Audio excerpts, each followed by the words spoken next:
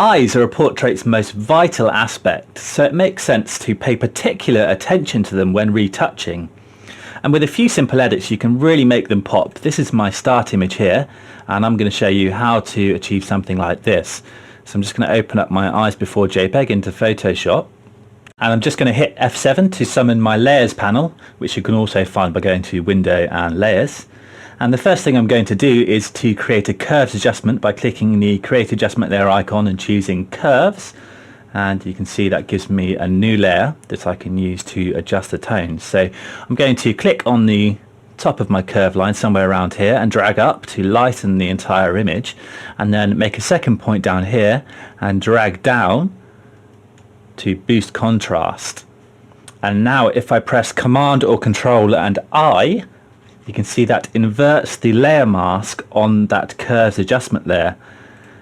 And now I can paint on this layer mask to reveal it selectively over the eyes. To do this I just need to grab the brush tool with white as my foreground colour, and I'm just going to choose a soft edged circular brush, something like that one there. And I can use the bracket keys to resize my brush tip. The right bracket key will make it slightly larger, and I can paint over the eyes. You can see how we're revealing that adjustment. If I just paint over this eye as well, we'll zoom in slightly. And there you go, you can see if I turn that adjustment layer on or off, how we're really boosting the tones in those eyes. If we think it's too strong, we can just lower the layer opacity on that layer, or we can double click on the thumbnail here to re-enter the curve settings and adjust if necessary. Now there's a couple of other things we can do that will also help to boost the tones in those eyes. We can create a new layer that we can use to dodge and burn, and to do this we can hold Alt and click the create new layer icon. This will bring up the new layer options, and here we can choose to rename our layer. We'll call it dodge burn, and then we'll go to the mode drop down here and choose overlay and click this box that says fill with overlay neutral color. And you can see that gives me a new layer filled with grey set to the blend mode overlay. I can then grab my dodge tool here, and we'll leave range set to midtones with exposure. We'll bring that down to about 20%, and then I can paint over the tones in the eyes here just to lighten them slightly. If I toggle the visibility of that layer on or off, you can see how that's working. I can then switch to the burn tool, and again we'll have range midtones, exposure about 20, and I'm just going to paint around the edges of the eye, the iris here, just to darken down that line, and that will just help to add more impact to the eyes also. You can also paint within the pupil here just to darken those slightly, and also we can just paint over the lashes a couple of times. And then if I toggle that layer on or off again, you can see how that's really working to boost those tones. And again, we can lower the layer opacity if we think the effect's too strong. Now finally, I'm just going to show you one other tip for boosting eyes, and that's to create another new empty layer. We'll double click on it and call it sharpening, and then we can use the sharpen tool, which is over here with the blur tool. And with this tool you want to make sure you have protect detail checked, and also sample all layers, and again we'll bring strength down to about 20%, and then I'm just going to whiz over the lashes a couple of times just to sharpen them up. This is a very useful method for selective sharpening, and the sharpen tool has been much improved recently with this option to protect detail. It used to be a pretty useless tool, but now it's much improved. And there we go, that's working well just to sharpen up those lashes. I can toggle that layer on off. It's quite difficult to see unless I zoom in quite close. And it's just helping to define those areas slightly. And I think that's looking really good. We'll just zoom out slightly, and I'll show you. If I alt click on our background layer, that was our original eyes, and that's our enhanced eyes. Hello, in this video I'm going to show you how you can apply digital makeup to add colour and glitter to an eye, like you see in the eye on the left here. So let's go to my start image here, and the first thing I'm going to do is to click the create new layer icon to give me a new layer above my background layer.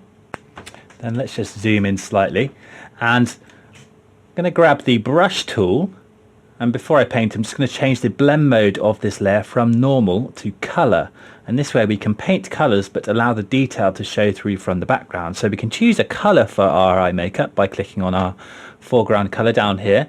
So let's choose a blue tone, somewhere around there I think will work well. I'm just going to resize my brush tip using the left square bracket key, and then I'm just going to paint over the eye in areas where makeup would usually be applied, such as around the edges here. And obviously the effect is too strong at the moment, but the great thing about applying this on a separate layer is that we can use the layer opacity to tone down the effect. So I'm going to bring that down. You can see as I go further down how it begins to look like makeup, somewhere around, probably around 16%. Just toggle it on or off and you can see how that's working. Let's create another new layer. Again, change the blend mode to colour, and we'll choose a different colour this time. Let's choose a yellow tone. And then again we can paint to add other colours into the mix like this.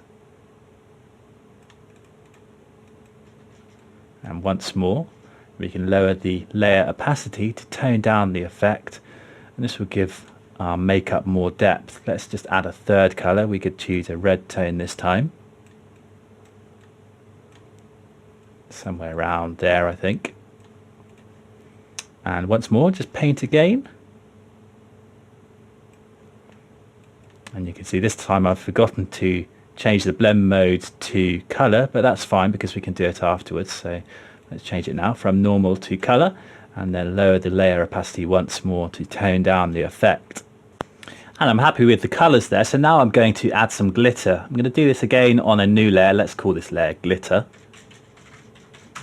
And then we'll grab the brush tool with white as our foreground colour. I'm just going to zoom in slightly closer. It's perhaps too close, somewhere around there. And then resize my brush tip so it's quite small, somewhere around there I think. And I'm going to go into my brush panel options up here. And we can use the sliders here to change the characteristics of my brush tip. So I'm going to up the spacing, and we'll bring it up to about 170, 180, somewhere around there I think. And then we'll go to scattering and bring the scatter jitter up like this. And you can see how this is our brush preview, and this is how our brush strokes are going to turn out. So when I paint, let's just get rid of those panels. And when I paint now, you can see how we're beginning to get this kind of glitter effect. I'm just going to resize slightly smaller, just like that. And again, you can lower the layer opacity just to blend it in with the rest of the image like that. And I think that's working well.